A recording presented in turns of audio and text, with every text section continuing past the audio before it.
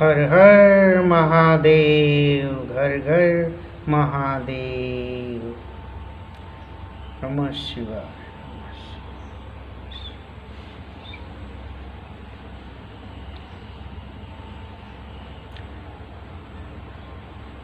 आज का कथा भोले बाबा का बहुत ही अनमोल बा। जे भी गुरु भाई बहन ध्यान से सुनी ओके भोले बाबा का कृपा अवश्य होके वाला बा। यही से जे भी गुरु भाई बहन ये कथा के सुनी वो शुरू से अंत तक जरूर सुनी। अगर बीच में छोड़ दे तो भगवान का अनादर होई, जौन की भगवान के अच्छा ना लगी। भगवान का अनादर कई अच्छा नहीं बा। यही से कथा के पूरा सुनब जा। एगो बहुत ही सुंदर गांव रहे, छोटा सा। वहाँ पे भोले बाबा का मंदिर रहे। गांव का हर आदमी भोले बाबा पर बहुत आस्था रखत है, सब पूजा फारा करे। वो गांव में एगो पति पत्नी रह जा। उहो लोग रोज भोले बाबा का पूजा करन जा, रोज मंदिर में जा। वहाँ लोग के पास एगो बिल्ली रहे। वो बिल्ली भी मंदिर में रोज वहाँ लोग के साथे जा आ भोले बाबा से गोड़ लागे, प्रार्थना करे कि हे भोले बाबा हमरा पर भी कृपा बना के रखो। ये सिलसिला चलत रहे। वहाँ लोग के घर में एगो बालक पैदा भइल, बहुत ही सुंदर बालक पैदा भइल। धीरे धीरे वो बच्चा जब बड़ा होइल, परिवार बहुत अच्छा चलत रहे। रोज भक्ति भाव होके परिवार बड़ा भइल, बच्चा भी बड़ा भइल। ओकर शादी हो गई। शादी भइल, फिर लड़का का एक शादी हो गई। लेकिन वो लड़का का जो ना लड़की से शादी भइल, वो लड़की देखे में तो बहुत सुंदर रहे, लेकिन खाए का बहुत चटोरी रहे। कौनो चीज़ घर में रखा जा तो ओकर मन ललच जा और तुरंते वो माले निकाल के खा ले। और सास आव तो कौनो कौनो बहाना बना दे। एक दिन का बात बा, कुछ लड्डू मिठाई लिया के घर में रखल रहे और पतोह का जीव नहीं मानल, वो मले निकाल के खा लेली। और जब सास आके पूछली कि बहू एमा का मिठैया का भई, पतोहिया कहलस अम्मा जी जो हमारी घर का बिलैया बा न, उहे बिलैया मिठैया दूगो खा गलस। वो तो कहीं जे हम टाइम से आ गली ना तो कुल मिठैया खा गल रही, जियान भी कर दिल रही। बूढ़ी कहली ठीक बा बेटा, बहुत अच्छा कैलू, ध्यान से देख लेलू हो, न तो कुल मिठैया खा गल रही। आई बतिया बिलरिया रोज रोज सुने झूठ साच। पतोहिया खाए अपने बिलैया के लगावे। बिलैया रोज रोज सुन के तंग आ गई। जब भी मंदिर में जा बिलैया हम लोग के साथे तो कहिए भोले बाबा हमरो न्याय करी हो, हमरा साथे बहुत अत्याचार होता भोले बाबा। भोले बाबा कहा ठीक बा तोहरो न्याय होई। धीरे धीरे जीवन चले लागल। एक दिन का बात बा, ये बहनी लोग सास लिया के दूध दहली कि लो बहू एक बैठा दो, आज दही बनी तो हमनी का कुल जना खाइल जाई। सवेरे दूध बैठा दिल गई। बहू का जीव ललचे लागल। अब का करी, दही जमावे के बाद सास तो कले वाली दही जमावे के, इनका जीव ललचे लागल। धीरे धीरे दूध खौलाए लागल, औटाए लागल। अब इनकर जीव नहीं मालल। साड़ी के हटा के दूध उमा ले के पी घली। और जब जोरन डाले का टाइम भइल तो सास आके पूछली ए बहू दूधवा कितनी हो गई बा जर के का भइल। अरे अम्मा जी ना जाना तनी, वो बिलैया ना दूधवा खा गलस। वो तो कहीं जे आ गई तो बुराऊ दिले रही। ये बतिया बिलैया सुने और उसे बर्दाश्त ना होके कहे कि हम का कहे। कि जब से इनका पतो हाइल वाली हमनी में तनाव डाल देले वाली, जबकि हम कौनो चीज़ बिना देहले हम लोग का हम खाइला नहीं, कौनो चीज़ जूठा ना करीला, लेकिन एके हम देखो तनी पतो के कि रोज कौनो चीज़ आवत हो के खा के जूठ कर देतिया, लगा देतिया हमारा पर। बिलैया कहे कि हे भोले बाबा तू ही एकर इंसाफ करिह, तू ही एकर इंसाफ करिह ये भोले बाबा। हाथ जोड़ के भोले बाबा को प्रणाम करे और मंदिर में जाके यह बात कहे। ऐसे ही जीवन चलत चलत एक दिन का बात बा, गुरु बहना लोग कि सास ली अली खोआ, कहली कि ये बहू ल एकर खोआ का आज मकुनी बनाई है, रोज तो आलू का मकुनी बनावेलू, परोठा बनावेलू तेल का, आज खोआ का मकुनी बनावो, बहुत दिन का मन कैले बा हमनी का खाई जाए। तो कहे रे अम्मा जी ये तो हम बहुत अच्छा बनैला खोआ का मकुनी, आपसे सोचत रही कभी हो कहीं तो ले आई आप बनावल जा, एकदम बहुत बढ़िया बनाइला अम्मा जी। 1 किलो खोआ लेके रखा गई गुरु बहना लोग। पतोह का जीव लटपटाए लगा कि खोआ कब खा लेती, खोआ कब खा लेती। सास जी ही गईले हर वहर अपन काम धंधा करे, पतोह तनकी तनकी क के पाव भर खोआ खा घलस। 3 पाव खोआ बचल। पतोहिया सोचलस कि अब तो एकर मकुनिया से कहीं के पड़ी, ना सेकब तो कैसे का होई। मकुनी सेक तो देहलस पतोह, लेकिन ओकर जीव नहीं मानल। सोचलस कि एहू को खोआ कैसे खाई। आ का कैलस पतोहिया कि वही खोआ का जौन भरले रहे ओकर पोड़िया के फाड़ फाड़ के पूरा खोआ चाट चाट के खा के आ पुड़िया एक कहीं में सटा के रख देलस। सास अली तो पूछली कहो बहू है कैसन भइल बा पुड़िया मकुनिया हो। अरे अम्मा जी का बताई, हम सेक के रखले रहनी है जुड़ाए खातिर फैला के कि जुड़ा जाई तो डब्बा में बंद कर दे। और बिलैया आयल हिय अब कुल परोठावा फाड़ फाड़ के मकुनिया में कुल खा गलस ये खोआ। ये अम्मा जी का बताई। अब सास बहुत क्रोधित भइली, कहली कि देख ये बिलाई के इतना दिन से हमने के रखले बनी जा, बिलाई ऐसा पहले ना ले, बहुत गलत कर, आज भेटा जी तो जरूर मारो। और संजोग से गुरु बहना लोग बिलैया भेटाई गई और ससुई जौन बाद छटहरा घींच के मरलस बिलैया के, और बिलैया के एगो टंगिया टूट गई। बिलैया का करे बेचारी रोवत कल्पत गईल भोले बाबा का दरबार में, कलश भोले बाबा यहाँ पे न्याय दिलाई हमरा के, हमारा साथे बहुत अत्याचार होता। भोले बाबा कहना जरूर तो के न्याय मिली।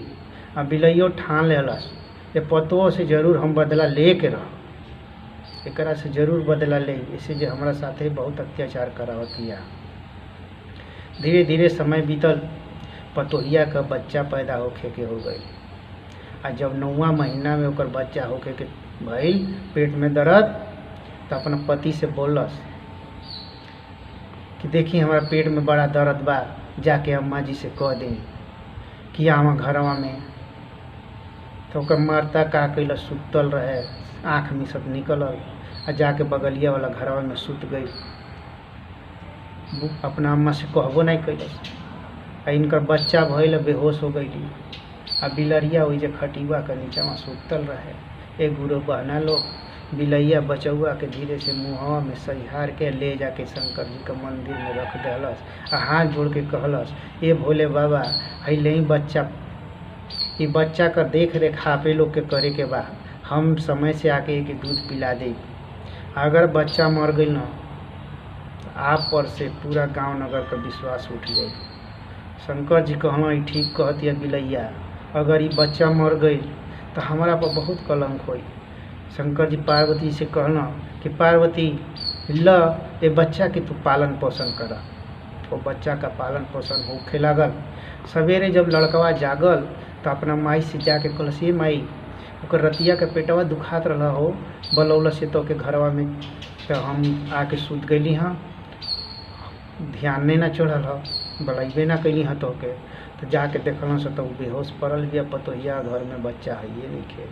ई भइल बच्चा कहाँ गइल, बच्चा कहाँ गइल, ओके पानी का छिटका मारा तो कहती है माँ जी हमके नहीं के मालूम बच्चा कहाँ गइल, हमसे तो बच्चा पैदा भइल कहाँ गइल हमके कुछ मालूम नहीं के। उ लोग सोचल के जानी ऐसा ही होइल होके, बच्चा न भइल होके ई बेहोश हो गइल बिया।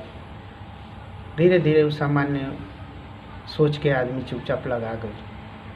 लेकिन ऐसा ही जीवन चलत चलत दूसरा भी बच्चा होके का समय आ गई। दूसरा बच्चा भी भइल, वैसा ही बेहोश हो गई। या बिलरिया लेके बच्चा मंदिर में ले जाके दे दिल शंकर जी के, कलश भोले बाबा एहू का पालन पोषण करिए, हम आके दूध पिया दिल करो, कोनो शिकायत ना होके के चाहिए। अगर ये बच्चा मर जाई ना तो तोहार बहुत शिकायत हुई भोले बाबा।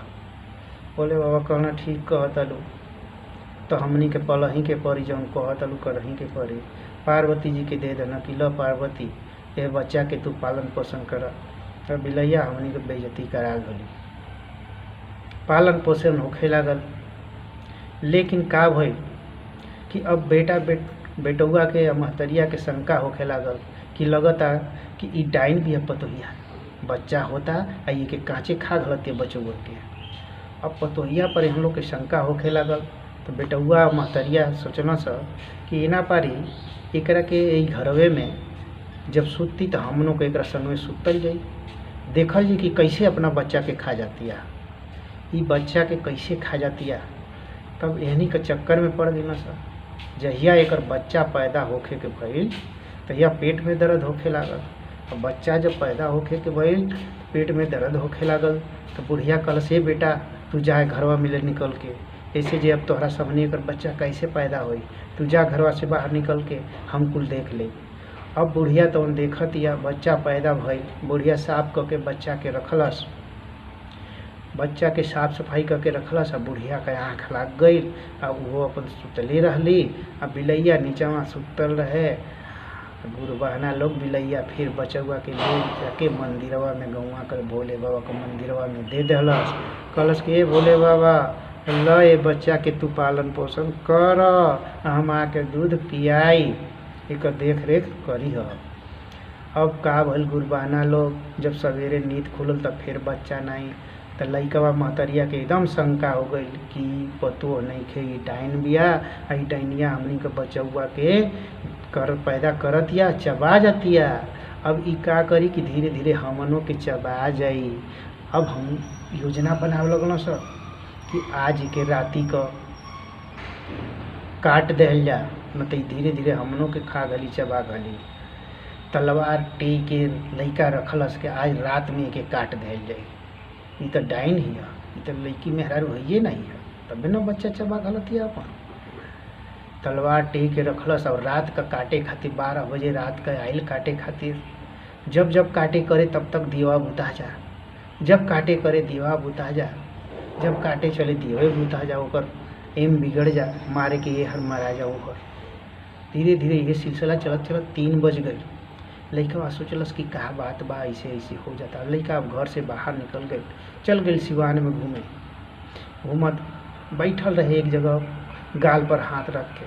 शंकर जी, पार्वती, लक्ष्मी सब के आपस में हालचाल करत रहे। तो वो दिन लक्ष्मी जी देरी से अली। पूछल गए लक्ष्मी जी कहाँ रहलू, आज बड़ा देरी से आवत रहलू। लक्ष्मी जी कहली कि अरे का करी जी, आज एगो हमार भक्तिन पर बड़ा संकट रहा। ओकर आदमिया जनाइल है कि आज रतिया के मुआ देला।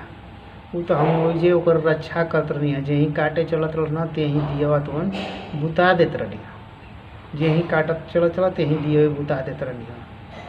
अब का करब, ओकर रक्षा के बहुत जरूरी है। ऐसे जब जब दिया बारेले तो हमार गोड़ लागेले, और जब जब बुतावे तब वो हमार गोड़ लागेले। यही के चलते आज हमके ओकर रक्षा करके होता। अरे तो काहे ओकर भैया आदमिया काटे लागल हो के, काहे काटत बा? अरे नहीं जाना बात ऐसन बा न, वो घरवा में एगो बिलाई बिया, आई पतोहिया बिया बड़ा चट्टन।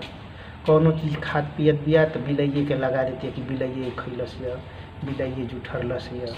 पतोहिया बड़ा चट्टन बिया। अब यही वजह से बिलैया ओकर बचौआ जब होता हमसे तो चोरा चोरा के बचौआ आ भोले बाबा आपे का तो घरवा मंदिरवा में रखत या। आप तो कुल जनते न बनी, आ आपे पालन पोषण करता नहीं। तो कहता ना भोले बाबा हाँ ये तो बतिया सही कहता, अरे हमारे तरवाना से बचौआ। तो उहे बिलैया तो वही के बचावे गई रही हम, न तो आज मुआ दिल रहे तुमके। अब बिलैया बड़ा दुखी भी है उनसे बदला लेवे खातिर के। अब बिलैया बचाए तो दे ही नहीं जो ले बिलैया का पूजा फारा ना करिहन जा। आई बतिया का होल कि लइकावा सुनत रहे ओकर आदमिया सुनत रहे वैसे जो वो गाल पर हाथ धो के बैठल है वो पेड़ के नीचे वो लोग बतियावत रहन जा। जान गल कि हमार बच्चा मोल नहीं खस बल्कि शंकर जी तक बिलैया देले भी है। अब जाके बिलैये के प्रार्थना करे के पड़ी। आइल दौड़ल दौड़ल माई बाबू के बतौलस कि ऐसन ऐसन बात बा, मेहरबो के बतौलस कि ऐसन ऐसन बात बा। तो बिलैया के का कैलन जा कि दूध भात रोज लेके खियावे लगन जा। दूध भात खियावा जा आ बिलैया का हाथ जोड़ के खड़ा हो जा। ऐसा ही सिलसिला 1 साल 1 महीना चलत रहे। 1 महीना चलत चलत चलत बिलैया का बहुत दया आई। बिलैया कहलस चल तू तो गलती करके हमार गोड़ तोड़ी देलू, अब हम तोहार लइकन के तोके लौटा दें। अब लइकन के लौटावे खातिर के सब के वो मंदिर में गइल, गांव नगर के लोग सब मंदिर में गइल। कुल बच्चा जो बिलैया जाके नाव नाव बोलस आ शंकर जी बच्चवन के बाहर खड़ा कर देना। जब बचौआ बाहर अलन सब तो बिलैया कहलस ये बेटा ये तो हम लोग का माई है, ये तो हम लोग का माई है, अपना माई के पास चल जा अपना माई बाबू के पास। लइकवा कुल माई बाबू तो चल गई न। बिलैया कहलस तू तो हमार गोड़ मार के तोड़ दलू, जिंदगी भर अक्षरम लगौलू, अपने चट्टन रहलू, हमरा पर इल्जाम लगौलू, हमार तो लाइफ खराब कैलू ना, अब हम कहाँ जाए। कहला जा कि देखो जौले हमनी के जियत रहल जी जौले तू जियबू तोहरा के ऐसे ही दूध भात कटोरी में मिलत रही, अब हम ऐसा गलती कबो ना करब। यही से गुरु बहना लोग केहू भी अनबोलता जीव पर, केहू भी असहाय जीव पर गलत का इल्ज़ाम लगा के ओके अक्षरम जोड़ के तंग ना करे के चाहिए। ऐसे कि सबका अंदर बहुत शक्ति बा, सब अपन बदला ले सकेला, केहू भी निर्दोष के सजा ना दिलवाए के चाहिए। प्रेम से बोली जा हर हर महादेव। अगर ये कथा आप लोग के अच्छा लागत हुई तो ये कथा के लाइक शेयर और सब्सक्राइब करत जा ताकि और भी गुरु बहना लोग तक पहुँचे और एक से वो लोग का भी कल्याण होके।